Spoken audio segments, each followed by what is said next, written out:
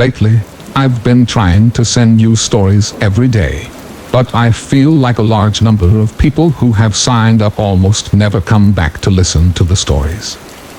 I don't know where that is. Make you unhappy?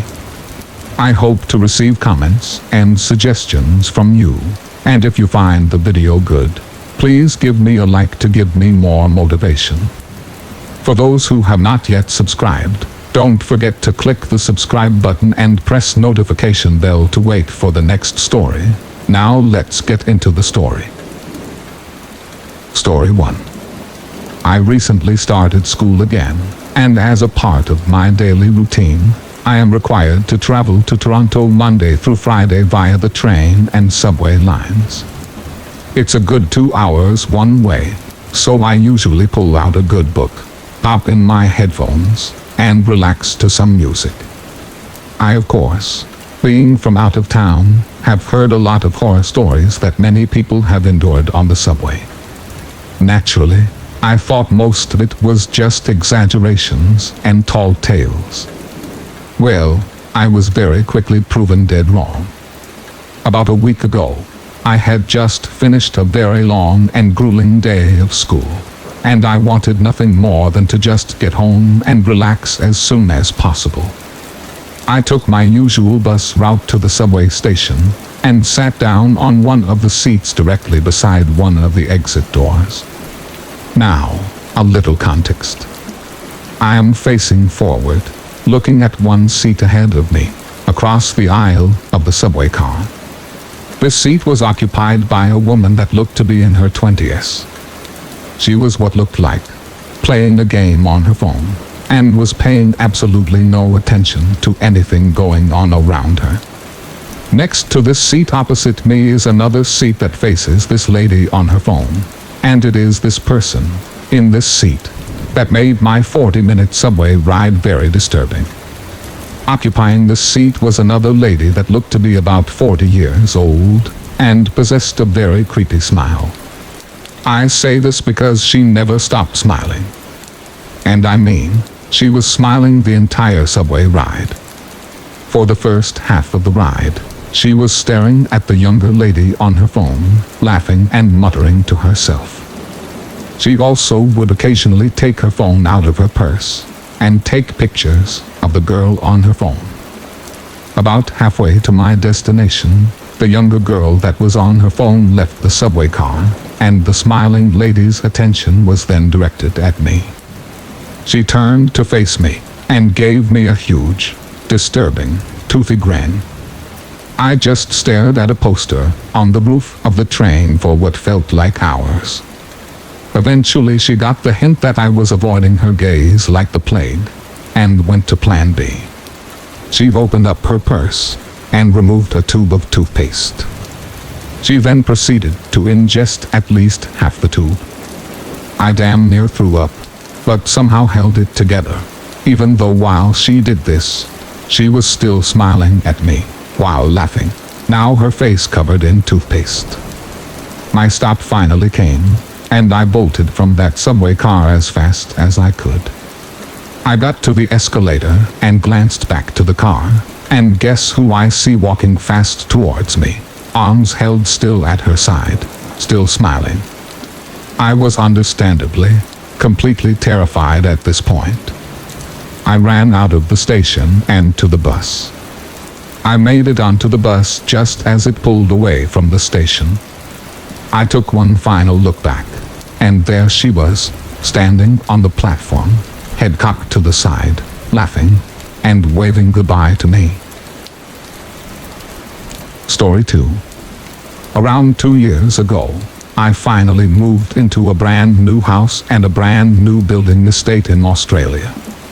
I was one of the first to have finished a build in the area, and was elated to finally gain independence.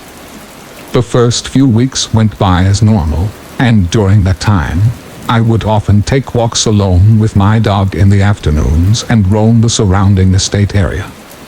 All the roads around us had been partially completed, and all the other properties were marked out, but no other houses were built, excluding the one that was directly opposite mine. The house looked finished, but there was no driveway laid yet, and from what I could gather, no one lived there. To the left of my house, roughly a few hundred meters away, was a field with a huge hill in it. I later found out that the whole area was council property. Not only was no one allowed to build up there, but the whole hill was basically a no-go zone. For whatever reason, the council just didn't want people on it, so the whole area was surrounded by a huge chain link fence. The only other noticeable feature in the area was a small abandoned farmhouse with a shed a few kilometers down the road. I knew nothing about it, and often went walking there with the dog as it gave me something mild to explore amongst the vast nothingness I was living around. The entire place was dilapidated and completely inhabitable, but it was still interesting nonetheless. About a month or two after moving in, I awoke one morning to the sound of a violin. It sounded extremely distant and quite haunting. I actually enjoyed it, and assumed that the neighbors opposite me had finally moved in. Excited that I finally had some people to talk to, I peeked out the curtain and saw the farmhouse opposite mine was still as vacant as it ever was. I got dressed, but by the time I managed to look outside, the violin had stopped. This happened roughly every second day of the next week. The violin would wake me up and then just disappear after about 45 seconds. I would ignore it to the point where my curiosity simply got the better of me, and the next morning, when I heard the violin playing again, I immediately jumped out of bed and shot out the front door. I scoured the early morning surrounding, and there, up on the hill, was a figure playing a violin.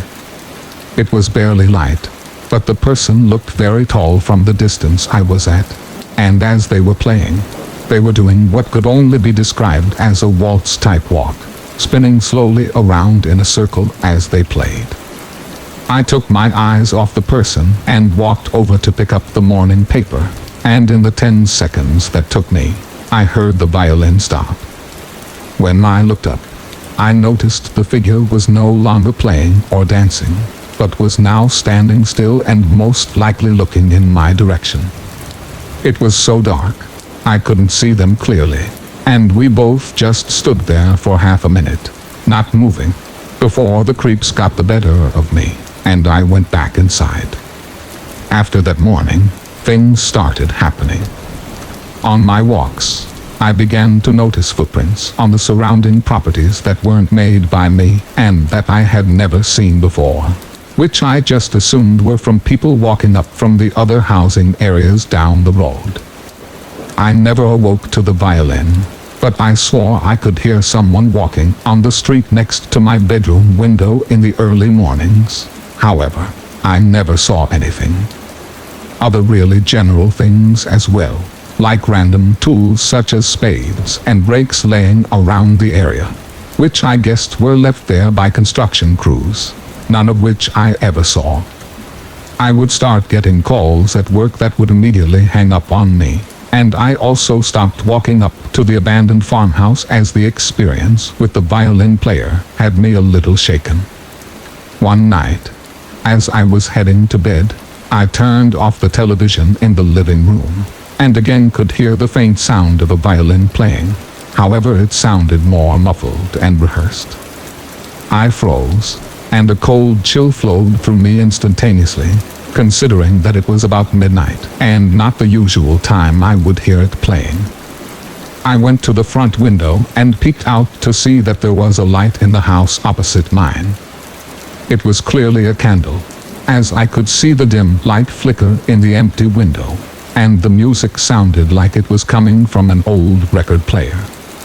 But in the 10 minutes I watched, I never saw any movement inside the house. I moved away from the window sufficiently freaked out, and after another 5 minutes, I heard the music abruptly stop. I peeked out again to notice the light was now out. I never saw anyone. I began to become unsettled in the house, and would often invite friends over to hang out until late. But of course, nothing would ever happen when someone else was with me. I never bothered to tell any of my friends, as without evidence, I figured they would just not believe me and I would just become more agitated. But nothing compared to what happened next. In my living area, the desk sits right next to a small window, which looks out to the fence surrounding my property. The steel fence is literally an arm's length from my house, and about 6 feet tall, so I always figured that unlike most of the other windows, I would never need to cover this one with a sheet or blanket because no one could ever see in. I usually had headphones on when I played, and I always had the lights off, for no other reason than I preferred to play games in the dark. One night when I was gaming, I got up and walked into the dark kitchen to get a beer out of the fridge. It was dead silent, excluding the faint sound coming out of my headphones. As I closed the fridge and turned around to face the desk, I saw directly out the window 2 very, very faint lights. I didn't even catch on, and immediately started walking back to the desk, fixated on the small glowing balls, and it wasn't until I had my nose almost pressed against the glass that I realized the 2 lights weren't lights at all, they were eyes. A set of eyes, sitting above the fence line, staring wide open at me. They didn't blink, they didn't move. My entire body locked up. All I could do was simply stare back as my brain was still comprehending that there was an actual person looking at me in the scariest way I could possibly ever imagine. I don't know what happened.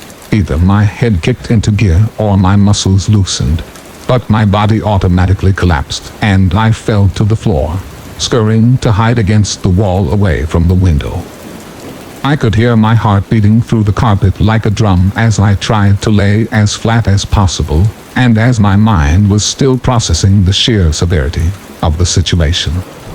A violin started playing. That violin, and the haunting tune it always emitted, started up, except this time it was directly outside my window, and much louder than I had ever heard it before. The lights were still off, and I wanted to get up to turn off the PC screen so I couldn't be seen. But my whole body just wasn't ready to cooperate. Not only was the sound of the instrument extraordinarily loud, but it sounded like it was being played with frustration, notes being missed frequently, and the strings screeching. The pace of it was getting faster and faster, and by this time, my dog Jeb out in the backyard had picked up on the situation, and registering an unfamiliar sound, gave one solitary deep bark. The violin instantly stopped, and the house was finally dead silent, excluding my headphones, which I could hear quietly working away. I was still frozen to the carpet, and it wasn't until Jeb gave a second menacing bark that I heard the figure outside the window start to walk away in the direction of my yard. Once that first footstep hit the ground, I instantly thought of the welfare of my best friend, and finally, my head connected with my extremities, and my entire body kicked into overdrive. I leapt from the ground and slid across the laminated floor to the back door where Jeb was standing, staring into the backyard. I ducked to keep low, and quietly unlocked and slid open the door. Usually, doing so would notify Jeb that he was allowed inside, but when the door opened up, he didn't move an inch, and was completely fixated on the pitch-black backyard. Everything told me not to go outside, but there was no chance I was letting anything happen to my dog, and I moved out onto the alfresco, moved behind Jeb, put my hand under his collar, and attempted to back him toward the house. Jeb is a pure Labrador, and weighs like a sack of sand, so when he doesn't want to move, it takes a sheer force to pull him in the direction you want him to go, and right now, Jeb wasn't going anywhere. I yanked at his scruff, and as I did, he emitted a bark like I had never heard before, a deep bellowing sound that elevated my nerves to an all-time high. We both just stood there, waiting for some form of reply, and I couldn't remember how long we both just froze there. But eventually, I heard footsteps from around the side of the house begin to walk away. But not a simple walk. Almost like whoever was doing it was slowly dancing in a circle. The footsteps keeping to a beat as they drifted away from the house, into the distance. Once I couldn't hear anything, Jeb licked his lips, gave me a look, and wandered back inside. I followed, locked the door behind me, and spent the night reverting to my childlike self, hiding under my bed covers with my dog. I didn't sleep a wink. That was the last time I ever saw or heard the violin player. The following morning, when the sun finally came up, I called into work sick, and then called the police. They scoured the lot next to mine, and found footprints in the dirt. However, there were so many there that it was impossible to tell whose were whose. The only description I could give to the officer was his height. He would have had to be over 6 feet to stare over that fence at me, but they explained that he could have been standing on something, or on his toes. They also told me that they'd never received a report of anyone playing a violin in the area, or of anyone being in the fenced-off hill either. I essentially looked like an insane person, but the officers were very nice about the whole thing, and offered to patrol the area for the next few nights, which helped put my mind at ease. Nothing else has happened since then. Over the next year or two, people finally started moving in, and I tell them all the story about the figure I saw, some of which still used to keep their children in line, which I found funny. One guy nicknamed the council lot Violin Hill, and the name has stuck around our street since then. I'm still in this house. I still tell people the story, and I haven't changed my routine one bit, which has really helped me to block out the fear of the experience, although one thing has changed. I game with the blinds closed now. Story 3. This happened when I was about 13 or 14. When I was a young teenager, back in the fall of 2006, me, my family, and my neighbors started having bizarre encounters with an old man in a dark red minivan. Back then, I used to live on a hill above an old non-operational fishing village. It was about a 40-minute drive outside of the city, along a highway. The highway to the village was a dead end. There was nothing down that way, except housing. There was even motels or any stores. Most of the houses were homes to elderly people, while the others were abandoned fishing stages that overlooked the water. It was very strange to see anyone that we didn't recognize down in that area, especially from September until May. We would get the odd tourist during the summer months, but never from fall to spring. When I was in middle school, every day after I got home off the bus, I would walk up to the mailbox. It was about a good 15-minute walk along the highway. The mailbox was up the road, towards the city. Past my house, there was only about 8 other houses, all on the same side of the road as mine. After those houses, it was just thick trees and marshes. I used to like to call the area Silentville instead of Silent Hill. We were right on the very edge of the East Coast, right by the ocean. It was a fog bank all year round. It was rare that we would get sunny days. Even when it was sunny in the city, it was still foggy down there. Sometimes the fog was so thick, you could barely see a few feet ahead of you. One afternoon after school, while I was on my usual trek back to home after checking the mailbox, I heard the rattling of a vehicle in the distance. I always walked facing traffic, since my mother would have a fit if I didn't. It was crawling towards me, its headlights clearing the fog. It was probably going about 5 miles per hour, which was odd, considering the speed limit was about 70. The minivan came to a halt, about 10 feet ahead of me. It just stopped, right in the middle of the highway. I continued towards it. I figured it was someone looking for directions. As I neared the window of the car, I could see an old man sitting in the driver's seat. He was of a fairly small build, with light gray patches of hair on his head. His eyes were very watery and of dark blue color. "Hello, young lady," he said in a very soft voice. "Hi," I responded.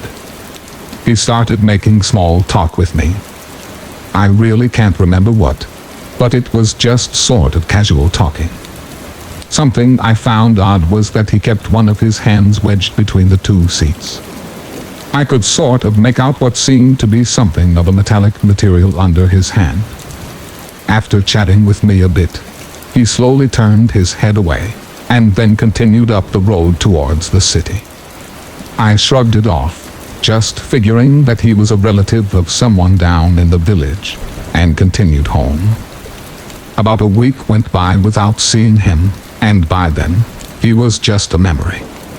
I was on my way up to the mailbox, when I heard the familiar sound of rattling coming down the roads toward me. Him again, I thought. I was a little weirded out by him, so I jumped down into the ditch, and hid in the brush. I watched as he sluggishly drove by. The entire time, he was looking around, observing, sort of like a hunter looking for prey. After he was long out of sight, and I couldn't hear his vehicle anymore, I jumped up from the ditch, and hurried my way up to the mailbox. The last 6-minute stretch of road had no housing, so it was pretty isolated. After snatching up the mail, I started hurrying back, and that's when I ran into him again, in the worst place possible. The long stretch with no houses. This time, he was coming up the road quite fast. I didn't have time to hide. He pulled up next to me and said, "Hello, dearie. Why were you down in the ditch earlier?" Oh crap, I thought. He had seen me. Oh, I thought I had seen a cat down there. I said, "You like cute animals, dearie. You can get in the back seat and play with my puppy. She loves kids," he said, smiling. No thanks," I said, as I started to walk away. He reached out of his window and grabbed my arm. "Please, dearie," I insist. "I can drive you home. You live there, right?" And then pointed at my house. I stood there dumbfounded. How did he know which house I lived in? I shook him off and started to run. He started backing his car up after me, and I bolted to my house and didn't look back. At the time, my aunt lived a few houses up the road from my house, so I decided to run to her driveway and started frantically banging on her door. She came to the door to let me in. I used her phone and called my mother to come pick me up. After we got home, I told her everything. She was very upset and called the police. They basically told us that they couldn't do anything, especially since we didn't have a license plate number. After that, I wasn't allowed to go on walks. He continued to show up, usually twice a week, right after my school bus dropped me off, and he would come driving slowly down the road. One day my neighbor asked him what he was doing, and he responded, "Oh, I'm just a lonely gentleman. I saw a woman one day down the road, working on her garden, and she just captured my heart." My neighbor told him that she was married. He just laughed and said something along the lines of, "If you want love to work, you have to work for it," and then drove off. My neighbor got the license plate and called the police. About 40 minutes later the police came down, but he was long gone by then. Our neighbor waved the police over and talked to them. They told him the car had been reported stolen a few months back. Sometime during November, My parents were out in the evening doing yard work. He stopped in front of our yard and was asking my parents where I was. He said that he missed our time together and that he felt neglected. My parents got very upset and chased him away. A few days later, I was up late playing Final Fantasy in the den. The den was on the bottom floor. I used to keep all the blinds open with the lights off in the room. I liked looking at the night sky. People could probably see me through the window, since it was facing the street. So there I was, illuminated by the TV, all cuddled up in my big armchair, having a late-night gaming session, probably about 2 o'clock in the morning, and I see the familiar red minivan slowly coming down the road. I froze. It parked a few feet up the road from my property, in between our house and the house next door. There was a small driveway that led to nowhere, going in between our land. He stopped his car, turned it off, and then came out. I watched in horror as he walked closer to our house. I was terrified. I pushed myself as far back into the chair as I could, hoping he wouldn't see me. I felt like screaming, but my parents were upstairs, and both were sound sleepers. He paced back and forth in front of our house, sort of staring. He was looking into the den. Now, this is the extremely strange part. He just stopped in place, and then laid down on the side of the road, in front of our house. He just laid there for a good hour. I was frozen with fear the entire time. After about an hour, he got up, and then strolled back to his car, and left. I ran upstairs, crying, and told my parents. They called the police again, but he was gone by the time they got to us. We were all frustrated.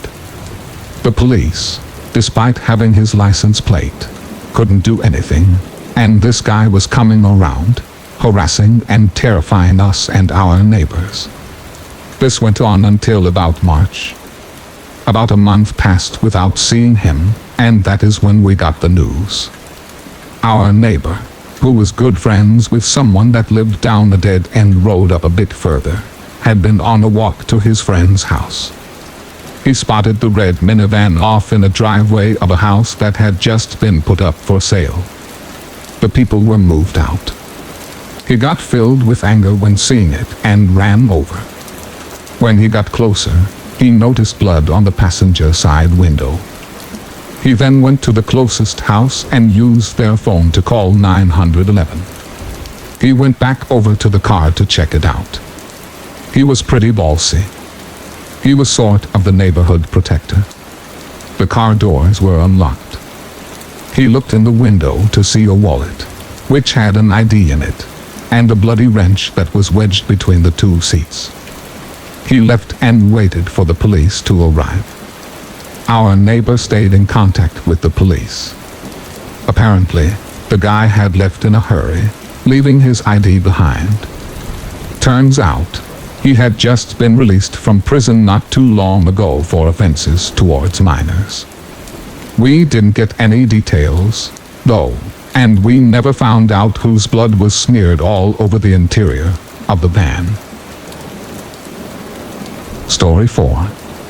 For context, I am a 14-year-old, and 2 days ago, something very creepy and unnerving happened to me. I am on the cross-country team at my school, and our coach wants us to stay in shape during quarantine, so I was going on a run. I tend to run early in the morning, around 5:30 or 6, because the weather is cooler and less people are out and about. It's also nice to get your head in the game. So, let's talk about what happened to me and how I got out of prison. Oh cool, it's probably one of the deer, and slow down to try to spot it. But it never came out of the bushes. So I pick up my pace and continue along. Not long after that, maybe 2 minutes later, I hear someone on a bike behind me. This isn't unusual. so I don't think much about it. Until the guy on the bike says, beep beep. So I'm thinking, okay, maybe he doesn't have a bell or something. So I move over to the right to let the guy pass me on my left. But he doesn't. He stays right behind me. I'm not a slow runner, but someone on a bike would definitely be faster than me. If you have ever tried to go really slow on a bike, you will understand how hard it is to keep your balance. So I'm thinking, okay, this is really weird. I have a feeling that this guy is bad news, and I need to shake him.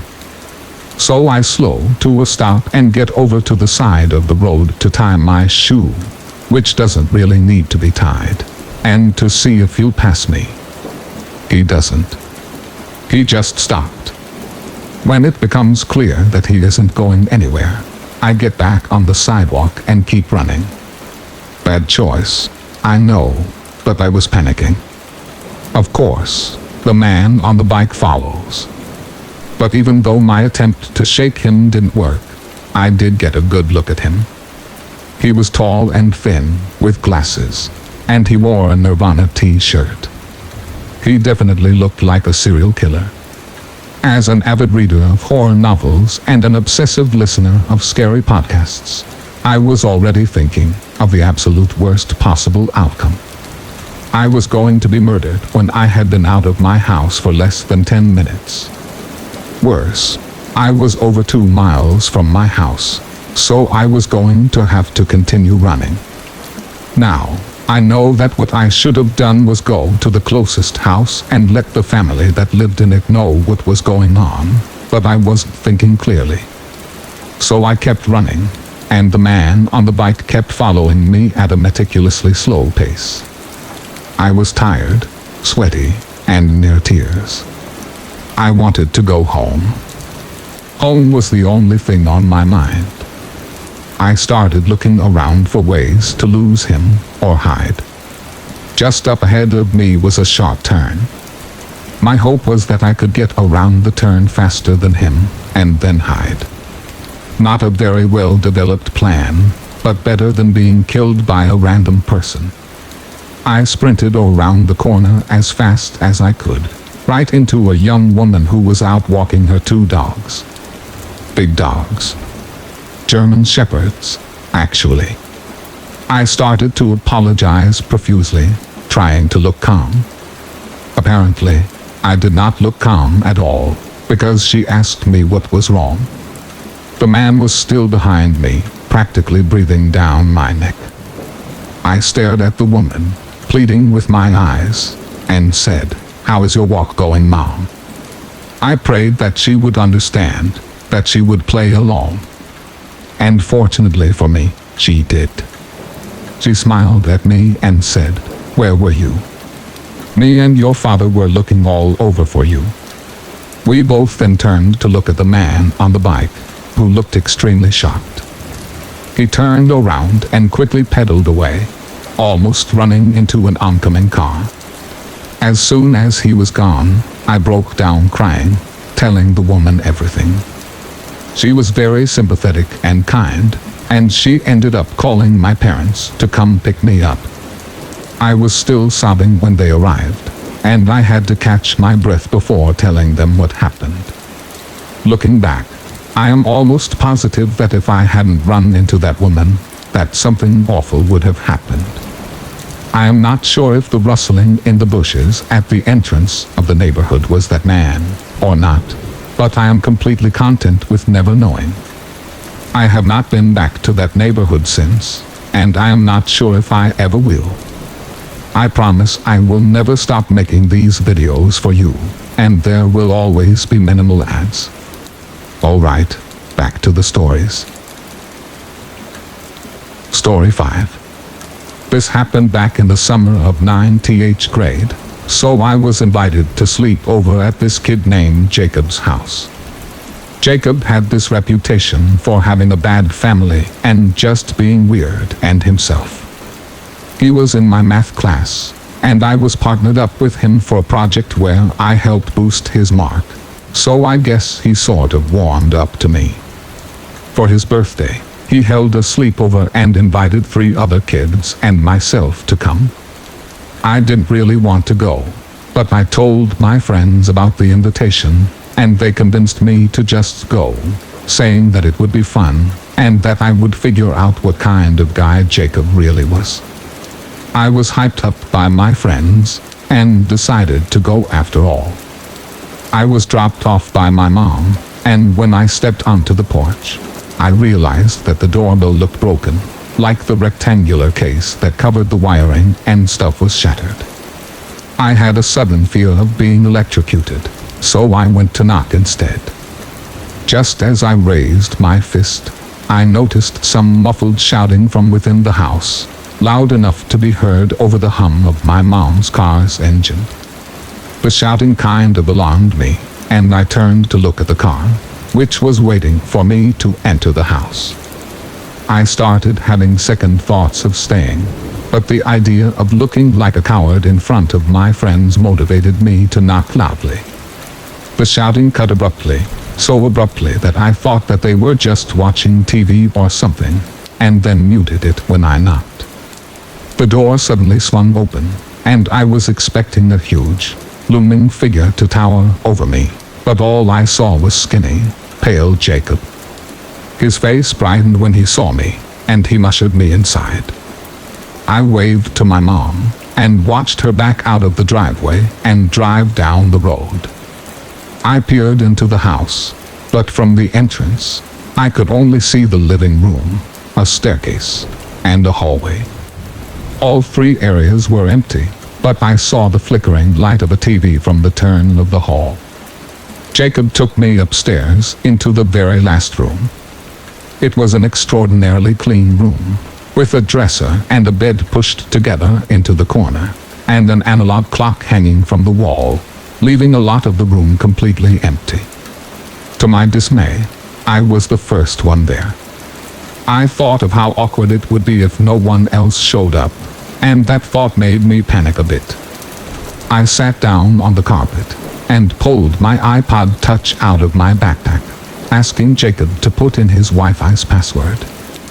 He took my iPod, and fiddled around with it for at least 5 minutes. Each minute grew longer and more awkward, until I asked, "Did you forget the password?" Jacob bit his lip, and then the doorbell rang. I jumped to my feet and told him, "I'll get it.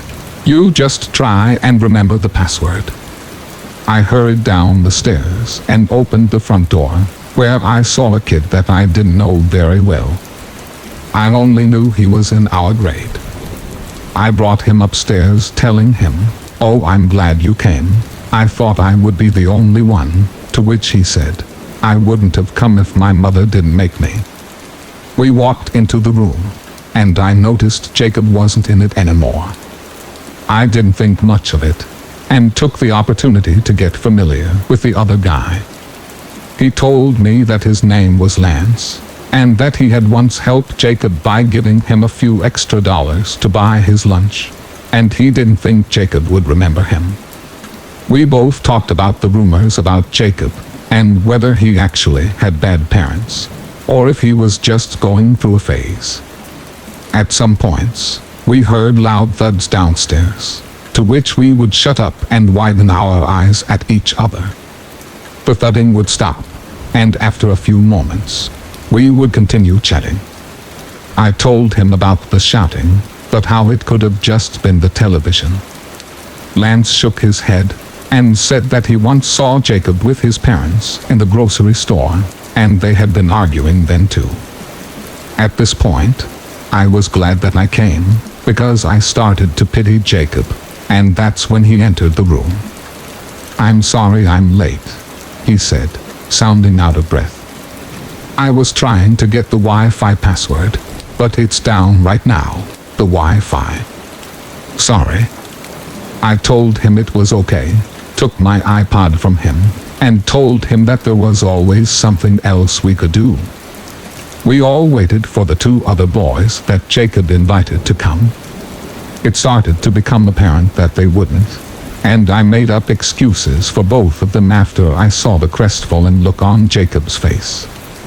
We awkwardly chatted for a bit, ate some chips, and talked about our schedules and stuff for 10th grade. He told us he would be moving away before September, and Lance and I asked normal questions to keep the conversation going. Then, after the small talk got tiring, we agreed to fall asleep early. We all brushed our teeth and changed, and then Jacob went to his bed while Lance and I slept on the floor in our sleeping bags. After trying to sleep for what I would say was about 15 minutes, I grabbed my iPod, turned the brightness down, and started to scroll through it. After I got bored with the games and such, I went to my messages and decided to read back some conversations with my friends. That's when I noticed that on the top, where newly messaged people were, was an unknown number. Confused, I pressed on it and was horrified to see that a bunch of pictures that I had took of my friends and myself were sent to this number from my camera roll, and all of them read, "Delivered," which meant I was connected to an internet source for these to be sent. I could only think of Jacob as the culprit, and I got really freaked out, because he had just sent my pictures to somebody, and I didn't remember Jacob ever having a phone. I didn't know what to do, so I shook Lance awake, keeping my eyes on Jacob, who was still asleep. It took Lance forever to wake up, but I managed to make him turn around and look at me through bleary eyes. In a whisper I asked, "Can you come to the bathroom with me?" Lance groaned and turned back around muttering, "Dude, no." I shook him violently and told him that he needed to come with me, and I annoyed him so much that he pushed himself out of his sleeping bag and hit me hard on the arm. I was so panicked I didn't care, and I dragged him out of the room. I shoved him in the bathroom and locked the door, and he looked seriously freaked out. "What the hell are you doing?" he asked angrily, and I showed him my messages and explained the situation. He told me that he must have sent it by mistake or something, but I told him that this was an iPod, and I couldn't send anything without Wi-Fi. Lance's angry look had shifted to look nervously excited now, and he assured me I was overreacting. "But we can call the number on my phone if you want," he said, and I thought that was a good idea.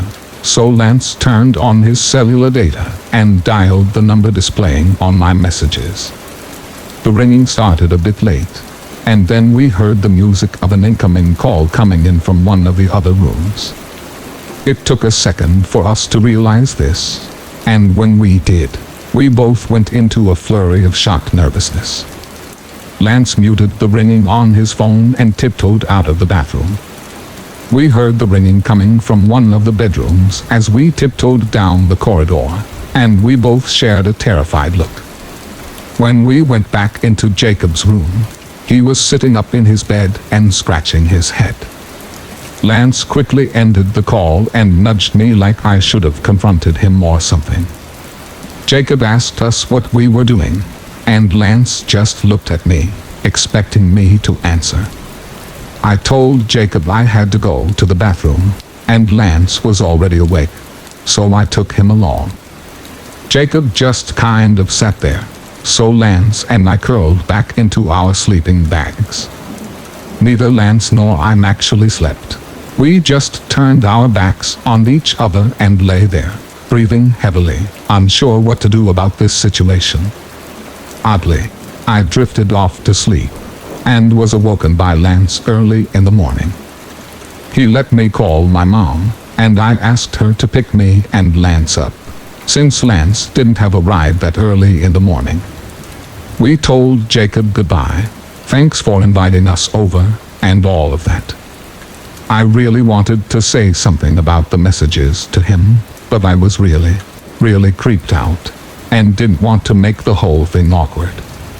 He did move late August, and I never told my parents about this. Only my friends. This happened 3 years ago. I now have this weird paranoia of handing people my phone, locked or unlocked. Story 6. This happened in 1985 when I was 17 years old. I was the youngest of my graduating class, and all summer I had been looking at colleges across the region. This is long enough ago that there wasn't any internet, and if you wanted to go to college out of state, and if you didn't have tons of money or connections, you would actually have to take a trip. I was born in Seattle, but at this time my family had been living in Mount Shasta, which is a small town in Northern California. I was unable to attend college on time with the rest of my friends because I ended up having to stay home and take care of my mother. She ended up being diagnosed with cancer at the end of summer, and my dad had to continue working 10-hour days in order to pay the bills. So I took care of my mom for a year while my dad worked. Luckily, my mom didn't have to suffer for long. The cancer had progressed so far by the time they caught it that she passed away in the fall. After my mom passed, my dad made sure I started college as soon as possible. I knew I wanted to go to school in Seattle because the big city life was calling to me. Dad basically handed me $500 and the keys to his old 1982 Chevrolet pickup and told me to go, and that when I got there, he would send me money to get an apartment so I could make my way in the city before school started. He didn't want any obstacles in my way when it came to school. He felt guilty for having kept me home while my mom was dying. Not that I would have chosen to be anywhere else, but he was still feeling guilty. So in the middle of fall, I ended up driving my dad's truck north to Seattle. The trip is basically a straight shot from MT Shasta to Seattle on Interstate 5. It should have been easy, but about halfway through Oregon, the pickup truck broke down. A coolant hose sprung a leak, and I was unable to repair it on the side of the road, so I ended up walking on the side of the interstate northward in the direction of the next town. I had just passed a small town named Green a while back, and the map said I was just south of a medium-sized town named Roseburg. I couldn't be sure how far away from Roseburg I was, but walking was the problem for me, and Roseburg would be much more likely to have a repair shop. So even if it might be further away, it was totally worth the attempt. It was cold that evening, and the wind chill was cutting through my coat and causing me to hate life. I decided it would be best to hitch a ride to Roseburg, since it was getting dark quickly. I thought I looked pretty hot back then, but even still, no one stopped to give me a lift. I kept walking north and putting my thumb out every time a car came up behind me. It was hours later when one finally stopped. It was a big red 18-wheeler that had no trailer attached. It pulled up in front of me and off to the side of the road and honked its horn. I ran up to the truck, thankful that I could finally get out of the wind. As I opened the passenger side door of the truck, I saw a very friendly-looking man at the wheel. He smiled and said, "Come on up inside." As I climbed into the passenger seat, he told me his name was Rick, and I introduced myself in turn. He asked me where I was headed, and I told him I needed to get to Roseburg to get a tow truck to pick up my vehicle I left a few miles back. He told me he had been to Roseburg many times on his routes, and that there was a repair shop or tow truck company open this late at night. He told me he would let me out at a motel so I could sleep the night, and then get the tow truck and pick my vehicle up the next morning. I thanked him for his considerate nature. He really did seem kind and thoughtful. We weren't far from Roseburg according to him, which made sense because we could just now begin seeing signs of civilization amongst the trees on the side of the interstate. We made small talk while he drove the rest of the way. We discussed the cold weather, current events, and even sports. Somewhere in the conversation, he told me that I was very pretty. It caught me off guard, but he didn't say it in a creepy manner. So I merely thanked him and continued talking about sports. He didn't say anything after that, kind of just let me talk. You know that feeling that you get when you realize you've been chatting on and on about something and the other person hasn't said a word for a few minutes. Well, I got that feeling because he hadn't said a word since he told me I was pretty. I stopped and apologized for being so chatty and talking his ear off. He looked at me and smiled and said that it was all right and that he likes to hear my pretty voice. That time, he did say it in a creepy way, but sometimes that happens. I doubted that he meant to do that. I kept quiet in hopes that he would start talking and we would discuss something else. Instead, we didn't say a word. We watched the road and I just sat there. In a minute, I began looking around the cab and I ended up looking in the back of the cab behind me. What I saw puzzled me. In the back there was a large brown blanket, some clothes, I'm sure were dirty, and some shoes. The thing that puzzled me was that there was no way that the clothes were all his. 2 pairs of the shoes were obviously a little girl's, and some of the clothes also obviously were for a little girl. Something you would expect a 10-year-old to wear. He knew I had seen it and laughed.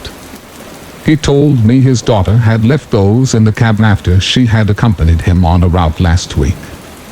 He told me he didn't get enough time to spend with her, so we took her on a route a week ago to spend some quality time together. I said that was nice of him and asked him how old she was. He paused for a second and then told me she was 13. That made me suspicious because not only did he hesitate before answering, but I've worked in a shoe store before and I know that those shoes must belong to a much younger girl, both because of the size and the style. It also didn't seem like the kind of clothes or shoes that you would have a little girl bring on a trip like this. It was weird, but not scary. Also, having worked at a shoe store before, I was almost positive those shoes were 2 different sizes. I told him the shoes were cute and leaned back and grabbed one of them and proved to myself that they had to be different sizes. And no way does a little girl wear 2 totally different sizes. Still, I wasn't really scared. I just thought he wasn't being totally honest. And that's his business, so I didn't really mind. It was just a weird thing to be dishonest about, even to a stranger. I put the shoe back and when I turned around, I saw the look on his face. He seemed half worried and half angry. I immediately apologized for touching his things and he said that it was okay, although it didn't look that way. Then we were just entering Roseburg. We kept driving through the town and he told me he knew a good motel on the far end of town and that he would let me out there. He asked me what I had brought with me in my backpack. It seemed like an innocent question, but it came off like he was interested in what I had on me, not simply whether or not I had brought any clothes or a toothbrush. I told him I had enough, but I didn't tell him anything specific about the contents of my backpack. I didn't have a weapon of any type, just some socks, makeup, and my purse. We ended up passing a repair shop on the side of the road, and he pointed to it and told me that that's the place I should go to tomorrow morning to get a tow truck. It felt kind of strange to me because he didn't tell me that it was coming up. He just pointed it out. I said I had missed it and asked what the name of the shop was.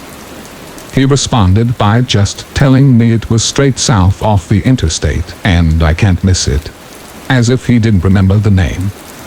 At this point I began to get a little worried. I didn't feel threatened by Rick, but he didn't seem to be legit.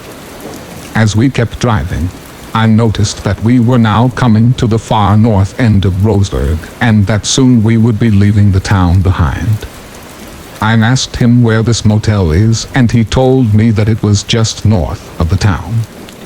I told him that was a little far from the repair shop for me and asked if there was any place closer for me to stay. He didn't answer, and now I'm worried about Rick's intentions for me.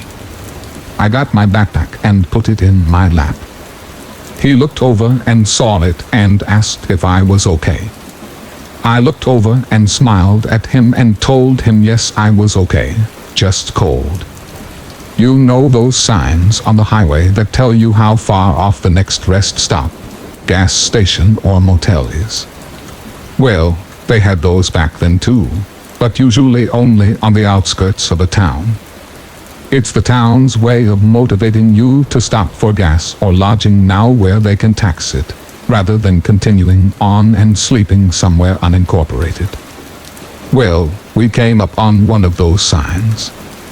It said there wouldn't be a motel for 20 miles, and we were leaving Roseburg. I knew then that Rick wasn't taking me to a motel just past the town's limit. I didn't know what he wanted, but I didn't want it to happen.